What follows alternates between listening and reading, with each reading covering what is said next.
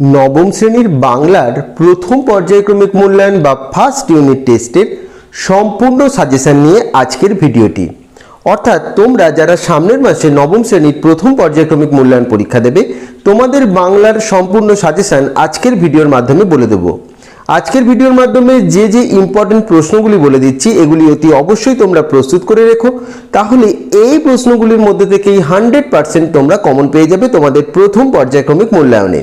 কারণ তোমরা জানো এপ্রিল মাসের প্রথম সপ্তাহ থেকেই তোমাদের প্রথম পর্যায়ক্রমিক মূল্যায়ন শুরু হয়ে যাবে। তাই হাতে খুব বেশি সময় নেই। তোমাদের প্রিপারেশন যাতে ভালোভাবে তোমরা নিতে পারো এবং তোমাদের সুবিধার কথা মাথায় রেখেই বিভিন্ন সাবজেক্টের বিভিন্ন ক্লাসে সাজেশন ভিডিওগুলি এবার আমি পোস্ট করব। তো তোমরা অবশ্যই তার জন্য চ্যানেলের সাথে জুড়ে থেকো। তো চলো আজকে নবম শ্রেণীর বাংলার প্রথম পর্যায়ক্রমিক মূল্যায়নের সম্পূর্ণ সাজেশনটি দেখে নেওয়া যাক। তো চলো ভিডিওটি শুরু করা যাক। নবম শ্রেণীর Bangla suggestion first unit test 2026, পূর্ণমান 40, অর্থাৎ 40 নম্বরে তোমাদের লেখা পরীক্ষা দিতে হবে এবং তোমাদের প্রথম পর্যায়ক্রমিক মূল্যায়ন শুরু হবে এপ্রিল মাসের প্রথম সপ্তাহে। প্রথম যে কবিতাটি তোমাদের পরীক্ষা হবে সেটি হলো কলিঙ্গ দেশে ঝড় বৃষ্টি, যেটি লিখেছেন মুকুন্দরাম চক্রবর্তী। কলিঙ্গ দেশে ঝড় বৃষ্টি থেকে ইম্পর্টেন্ট 1 নম্বরের যে প্রশ্নগুলি করে রাখবে তোমরা দেখে নাও। প্রথম প্রশ্ন, কলিঙ্গ দেশে ঝড় বৃষ্টি কাব্যাংশটি কার লেখা, কোন কাব্যের অন্তর্গত? 2 নাম্বার, দেখিতে না পায় কেহ অঙ্গ আপনার, কলিঙ্গবাসী নিজেদের অঙ্গ দেখতে পাচ্ছে না কেন? 3 নাম্বার, কলিঙ্গের প্রজাদের মন বিষাদগ্রস্ত কেন? 4 নাম্বার, কবি কঙ্কন কার উপাধি? 5 নাম্বার, ধুলে আচ্ছাদিত হইল যে ছিল হরিত, লাইনটির অর্থ লেখো। 6 নাম্বার, প্রজারা চমকিত হলো কেন? 7 নাম্বার, চারি মেঘে জল দেয় অষ্ট গজরাজ, চারি মেঘের নাম লেখো। 8 নাম্বার, কলিঙ্গবাসী জৈমিনীকে স্মরণ করেছিল কেন? 9 নাম্বার, কলিঙ্গ দেশে কতদিন একটানা বৃষ্টিপাত হয়েছিল? 10 নাম্বার, ভাদ্রপদ মাসে যেন পড়ে থাকা তাল, কবি কোন বিষয়ের সাথে এমন তুলনা করেছেন? 11 নাম্বার, চণ্ডীর আদেশে নদ নদী কি করে? এই 11টি প্রশ্ন অবশ্যই তোমরা করে রেখো। এখান থেকে 11টি শর্ট প্রশ্ন করলেই আশা করা যায় তোমরা কমন পেয়ে যাবে, তোমাদের কোনো সমস্যা হবে না। 3 নম্বরে যে প্রশ্নগুলি করে রাখবে দেখো। প্রথম প্রশ্ন, দেখিতে না পায় কেহ অঙ্গ আপনার, কেউ কারোর অঙ্গ দেখতে না পাওয়ার কারণ কি? 2 নাম্বার, প্রলয় গণিয়া প্রজা ভাবয়ে বিষাদ, প্রসঙ্গ উল্লেখ করে প্রজাদের বিষাদের কারণ আলোচনা করো। 3 নাম্বার, বিপাকে ভবন ছাড়ি প্রজা দিল রড়, রড় শব্দের অর্থ কি? কোথাকার প্রজারা কি কারণে বিপাকে পড়েছিল? 4 নাম্বার, পরিচ্ছন্ন নাহি সন্ধ্যা দিবস রজনী, পরিচ্ছন্ন শব্দের অর্থ কি? কবি এরকম বলেছেন কেন? 5 নাম্বার, চারি মেঘে জল দেয় অষ্ট গজরাজ, তাৎপর্য ব্যাখ্যা করো। 6 নাম্বার, কলিঙ্গে সমরের সকল লোক যে জৈমিনী, জৈমিনী কে? কলিঙ্গবাসীর জৈমিনীকে স্মরণ করার কারণ কি?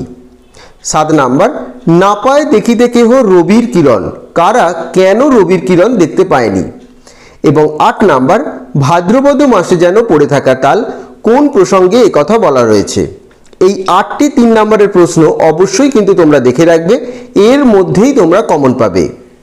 5 নম্বরের যে প্রশ্নটি করে রাখবে, একটি প্রশ্নই করে রাখবে, কলিঙ্গ দেশে ঝড় বৃষ্টি কবিতায় প্রকাশিত প্রাকৃতিক বিপর্যয়ের চিত্র কতটা বাস্তবের সাথে চিত্রিত হয়েছে তা আলোচনা করো।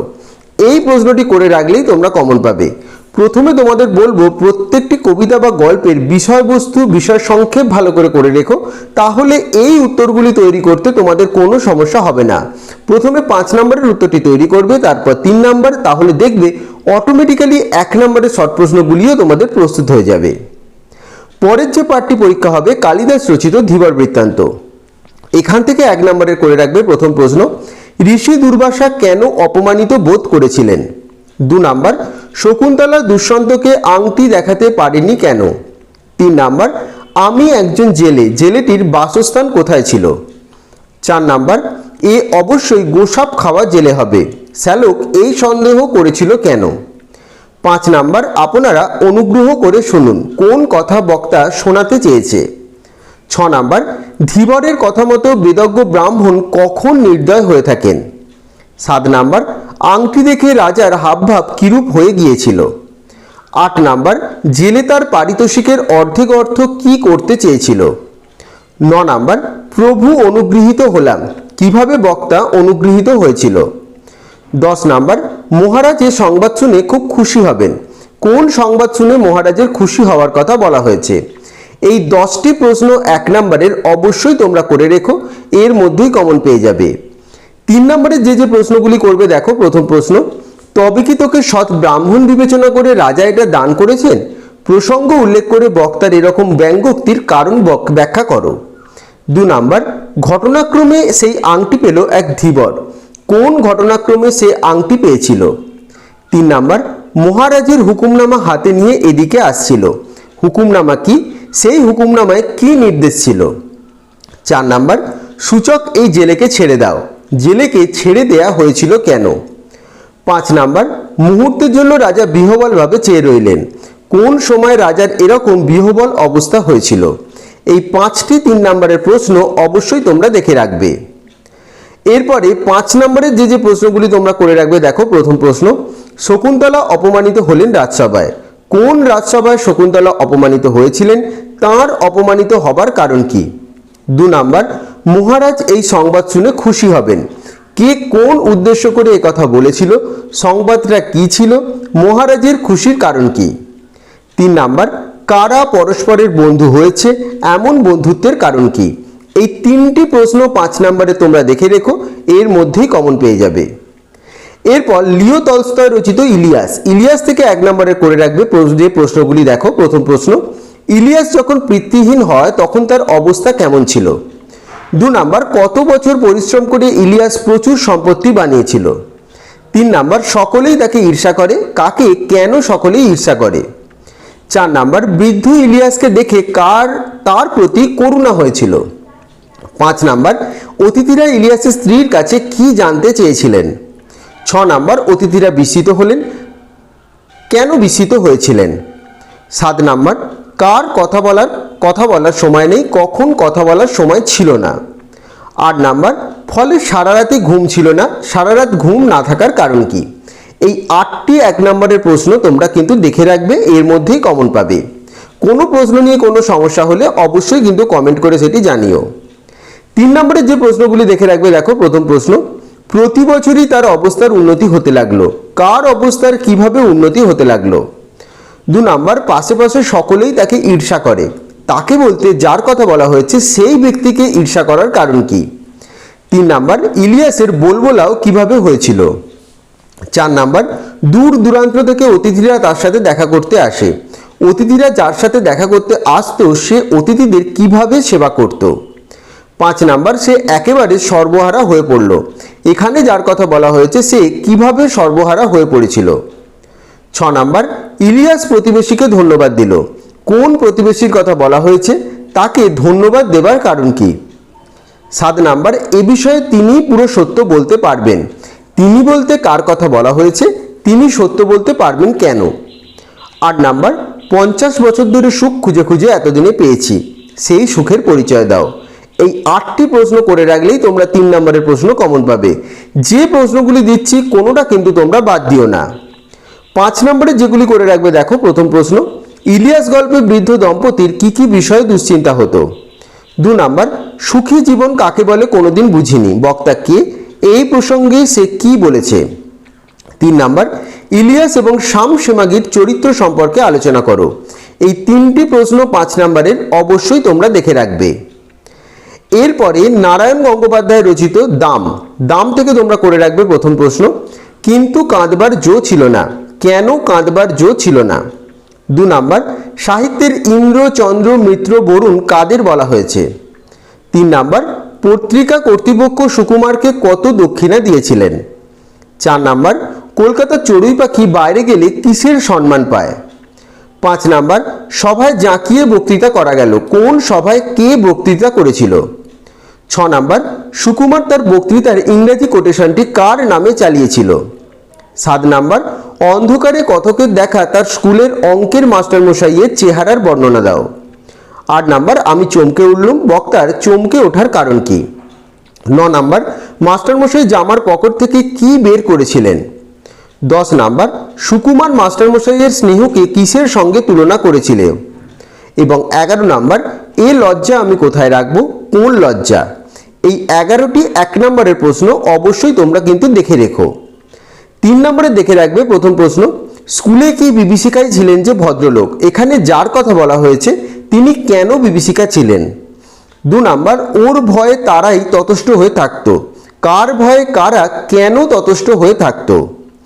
3 নাম্বার, প্লেটোর দোরগোড়ায় কি লেখা ছিল জানিস, প্লেটো কে ছিলেন, বক্তা প্লেটোর দোরগোড়ার কোন লেখার কথা বলেছেন। 4 নাম্বার, লিখলুম তাকে নিয়েই, বক্তা কাকে নিয়ে কি লিখেছিলেন। 5 নাম্বার, ছবিটা যা জুটলো তা খুব উজ্জ্বল নয়, এখানে কোন ছবির কথা বলা হয়েছে, ছবিটা উজ্জ্বল নয় কেন। 6 নাম্বার, মাস্টারমশাই আমাকে বলতে দিলেন না, বলতে না দিয়ে মাস্টারমশাই নিজে কি বলেছিলেন। 7 নাম্বার, আমার ছাত্র আমাকে অমর করে দিয়েছে, বক্তার ছাত্র কিভাবে কাকে অমর করে দিয়েছিল। 8 নাম্বারটা খুব ইম্পর্টেন্ট একটি প্রশ্ন, স্নেহ মমতা ক্ষমার এক মহাসমুদ্রের ধারে এসে দাঁড়িয়েছি, কোন পরিপ্রেক্ষিতে বক্তার একথা মনে হয়েছে। এই 8টি প্রশ্ন 3 নাম্বারের, তোমরা দেখে রেখো, এর মধ্যেই কমন পাবে। 5 নম্বরে দেখে রাখবে প্রথম প্রশ্ন, এ অপরাধ আমি বইব কি করে, এই লজ্জা আমি কোথায় রাখবো। অপরাধবোধ এবং আত্মগ্লানি দূর হয়ে বক্তার কিভাবে আত্মশুদ্ধি করলো তা সংক্ষেপে লেখো, খুব ইম্পর্টেন্ট। 2 নাম্বার, দাম ছোট গল্প অবলম্বনে মাস্টারমশাই এবং সুকুমার চরিত্রটি আলোচনা করো। 3 নাম্বার, দাম গল্প অবলম্বনে ছাত্র শিক্ষক সম্পর্ক বিষয়ে তোমার মনোভাব প্রকাশ করো। এই 3টি 5 নম্বরের প্রশ্ন তোমরা দেখে রাখবে। এরপর অজিত দত্ত রচিত নোঙর, তোমাদের শেষ যে কবিতাটি পরীক্ষা হবে নোঙর কবিতা, সেখান থেকে 1 নম্বরে দেখে রাখবে প্রথম প্রশ্ন, সারা রাত মিছে দাঁত টানি, সারা রাত দাঁত টানা কেমন করে মিছে হয়ে যায়। 2 নাম্বার, তারপর ভাটার শোষণ, ভাটার শোষণ কি করে।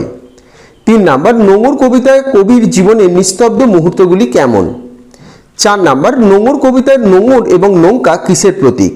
এই 4টি প্রশ্ন অবশ্যই 1 নম্বরের প্রশ্ন হিসাবে তোমরা দেখে রাখবে।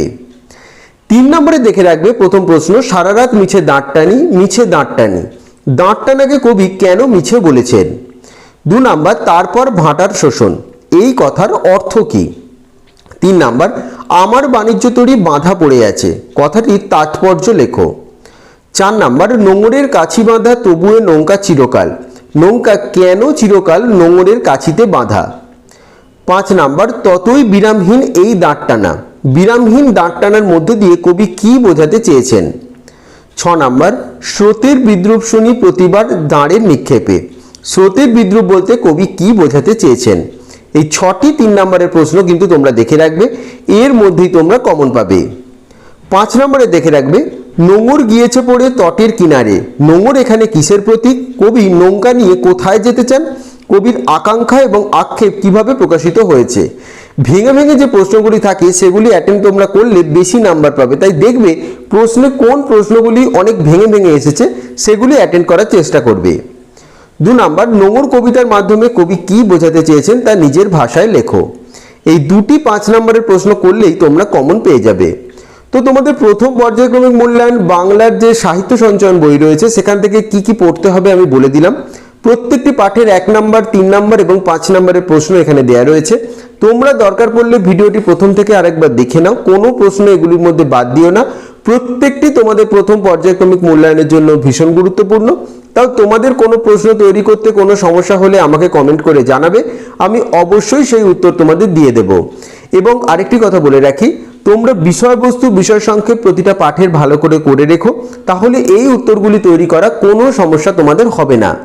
এটি হলো তোমাদের নবম শ্রেণীর প্রথম পর্যায়ক্রমিক মূল্যায়ন বাংলার সম্পূর্ণ সাজেশন। তো আশা করছি আজকের ভিডিওটি তোমাদের ভালো লেগেছে এবং আজকের ভিডিওর মাধ্যমে নবম শ্রেণীর বাংলার প্রথম পর্যায়ক্রমিক মূল্যায়নের সম্পূর্ণ সাজেশন তোমরা পেয়ে গেলে। যে যে প্রশ্নগুলি দিলাম অতি অবশ্যই তোমরা প্রস্তুত করে নিও, এর মধ্যেই পরীক্ষায় তোমরা কমন পাবে। যদি কোনো উত্তর তৈরি করতে কোনো সমস্যা হয় আমাকে কমেন্ট করে জানাবে, আমি সেই উত্তর নিশ্চয়ই তোমাদের দিয়ে দেব। এবং ভিডিওটি ভালো লেগে থাকলে ভিডিওটি লাইক এবং শেয়ার করে দিও এবং চ্যানেলটি সাবস্ক্রাইব করে দিও। সকলে ভালো থেকো।